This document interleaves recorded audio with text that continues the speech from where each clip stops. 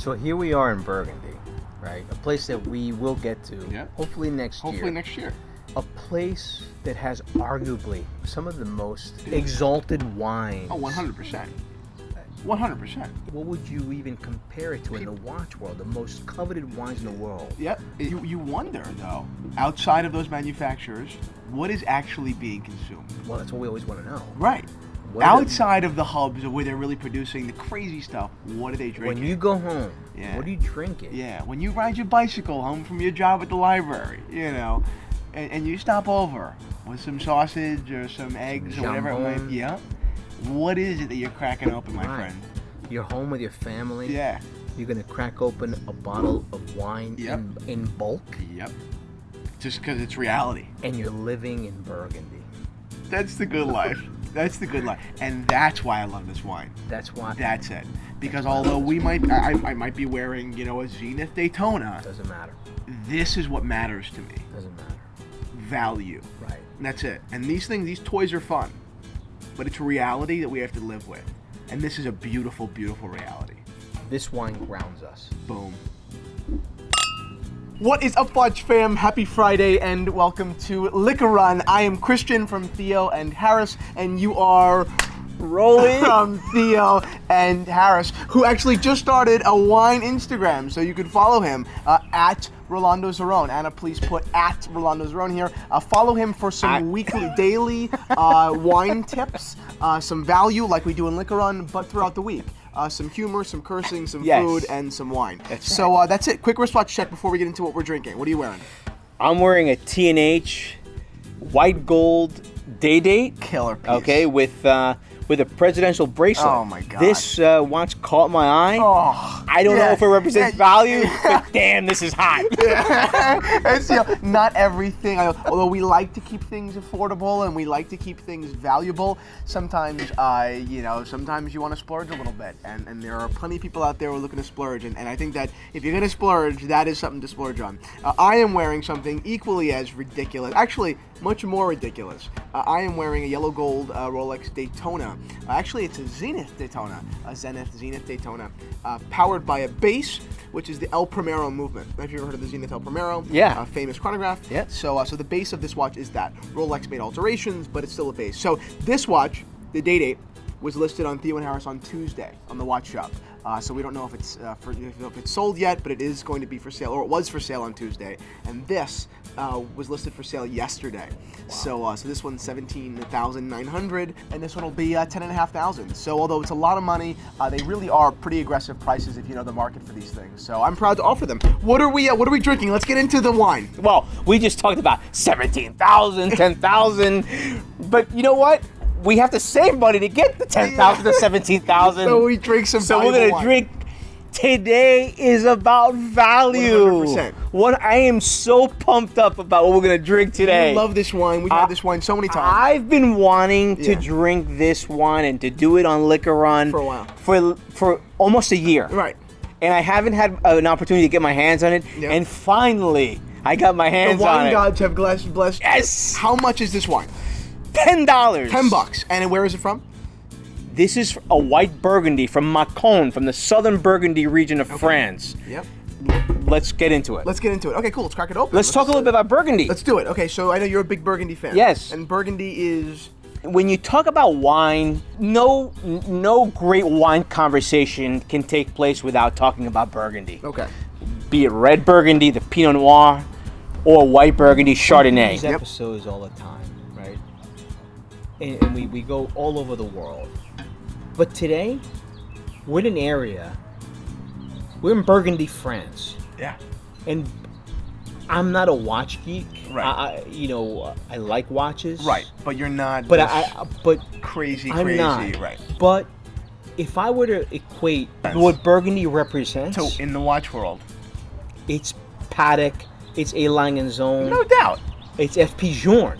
Nice pick. Right? You're 100% right. This is it. This is the pinnacle of winemaking. This is it. This is where it lives. This is the holy grail. And the whole world knows it. Yeah. And the whole world knows it.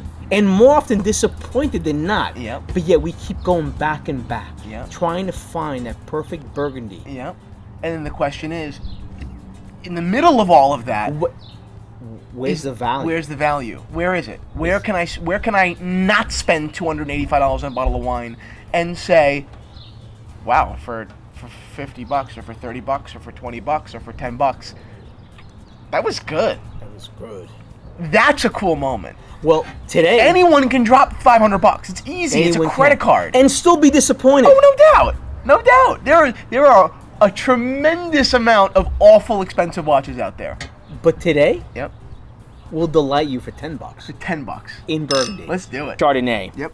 Mâcon is in the south of Burgundy, and it represents massive value. Okay. And Macon's a maker. No, Mâcon is a region in Mâcon's a region. in southern Burgundy. So this wine is from Burgundy, more specifically Mâcon. From Mâcon, from the Gotcha. Mâcon It's like district. being American and being from New Jersey. But it gets It's a better. district in. So a lot of you who partake in some wine will know Pouilly Fouissé, and that's probably the most recognized name within the Mâcon district of southern Burgundy.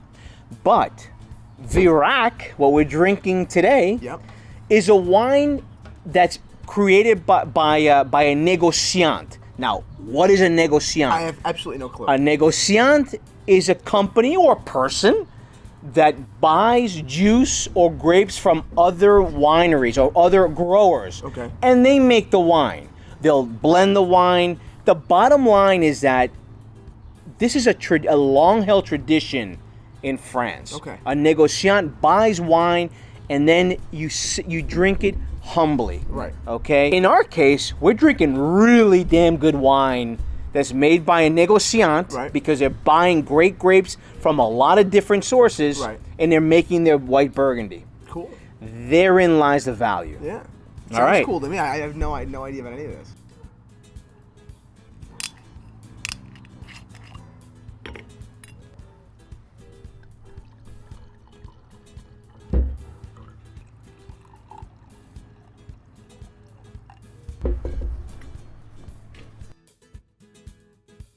Look at the color on this wine. So what are you seeing? It's pale. Is it It's pale yellow. Almost a greenish at all? Pale or no? yellow. This Are is. you- is that just the grass? I Yeah, wouldn't say I'm no. by the grass. No. You're looking at the grass. Okay. If you put it up into the sky, in fact, if you were to put even, a white if you just towel if you kind of thing. block that green, you see it's a pale Yeah, yellow. yeah. It's pale yellow, straw yellow. Not like Pinot Grigio, okay, but a little bit more color, but certainly pale, right? Great. Let's. I'm gonna What are take you- a. I'm what gonna are you take a. I'm expecting gonna on take the a. nose? Some green apple for certain. Okay. Even a little bit of a tropical fruit. Okay. Okay. When I say that, you can have a little bit of pineapple, but in a restrained manner. It's not overly ripe what Right. I'm picking up. But that's I think typical for Burgundy. Yeah, definitely. That's what I smell. But let's give it a shot. taste, right? All More right, let's importantly, taste it. right? Let's go.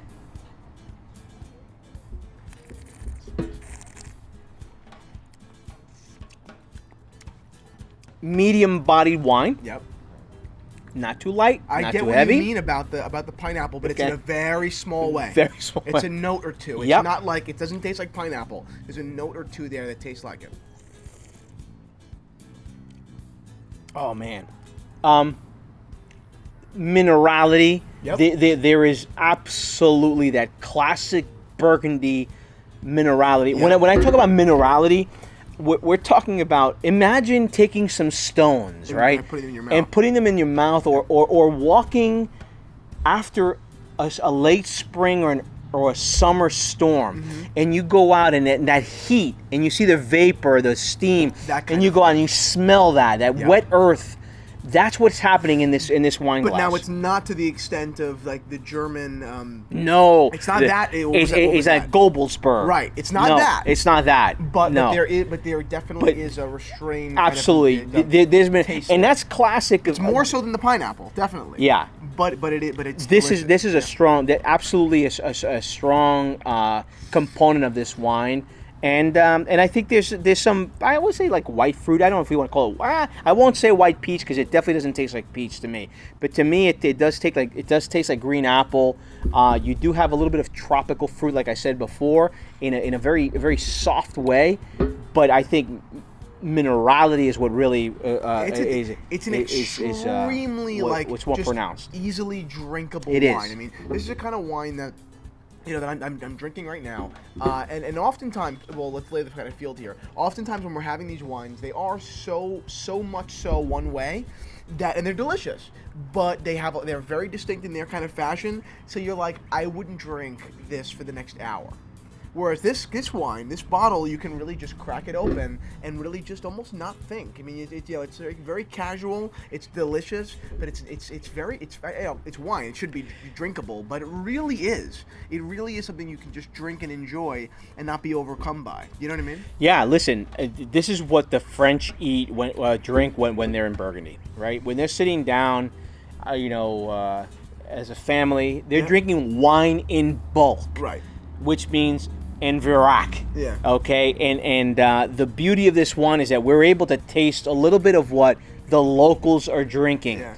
They're not drinking the wines from the Golden Slope, the Côte de Beaune, They're just because listen, they're humble people, right? Let's be realistic. Those wines are being sold at auction and stuff. Yep. So this is what's left behind. Yeah. And when I say left behind, I don't mean that in a bad way. This is really good wine. It's kind of like like the watchmaker's watch, right? Because the watchmaker, Visual-Lecoultre is often referred to as the watchmaker's watch, right? Because it's not the watch that it's not the best in the world, right? And they're dealing with things like Pateks and with Langas and with Vacheron all day.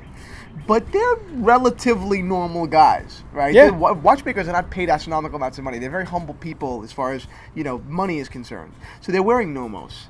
They're wearing things like a Visual-Lecoultre, on a higher end. So it's this exposure to the best, but still understanding that we have to get real here for a second. We have to wear or drink something that is much more approachable, still holds those principles and that balance and deliciousness, but more approachable. And that's kind of what this is. This is like the almost like the locals' wine. Absolutely. I think you said it really well. I can drink a Corton Charlemagne, for a lot of money, for $200 a bottle, maybe more. But I'm not going to do that every day. No. When I'm home, I'm going to kick back and I'm going to have wine en vrac. Yeah, that's great. And that's the beauty of this wine. And they're not compromising quality. Right. So the fact that this is available to us here on our shores, in America, is awesome. Yeah, what an opportunity. Take advantage of it. Yeah. It is $10. And if you love Chardonnay, because this is all 100% Chardonnay, go out and get it. If they don't have it, if your wine shop doesn't have it, demand it. Go out and get it. Tell them I want en vrac now. Yeah. and what happened? You went to the local wine store, right? Tell the story. 5 cases. So to make it worth it. The wine shop said that's fantastic. We know who the distributor is, the supplier is, but we don't carry it, and I can't make any room for this wine on the shelf. I said, well, what's the commitment? How much do I have to get for you to get it? And they said 5 cases. They get me 5 cases. So I just committed to 5 cases of Virac. Okay. I love it, guys. Well, this is delicious. Let's have another. Let's pour another glass here. We're gonna be drinking this probably all night. What are we gonna eat with this? We didn't even go into that. What do you think? What is the fare, right? What is being enjoyed in Burgundy with a wine like this? What do they eat? I mean, saucisson. A lot of cheese. Yeah. A lot of runny cheeses. Yeah. They're having a lot of saucisson sec, different types of hams. Right, yeah. Okay. Sure. Some eggs with like a tomato sauce. Oh, imagine this. Oeuf Moret. Yeah. Okay. Delicious. So that is delicious food. Oh, and they're drinking Burgundy. It's so food porny.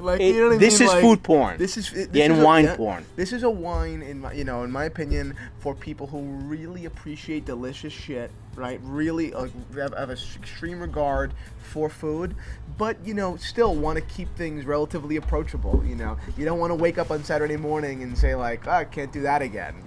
This is a tradition. This is something that we're going to do probably every weekend, and because it's vrac, we can afford to. It's in bulk. And that's awesome. Yeah. Cheers, Daddy-O. Cheers. Thank you so much for bringing this wine on the show. So happy to We've bring had this guy dozens this of wine. times before, and I'm so happy to do it again. That's it. Thanks for being on Liquor Run. Follow him on Instagram at Rolando Zerone. Put it again right here. And that's it, guys. Have a wonderful weekend, and get ready for the watches in the watch shop at theoandharris.com next week on Tuesday. Cheers. Cheers. A la santé. A la santé.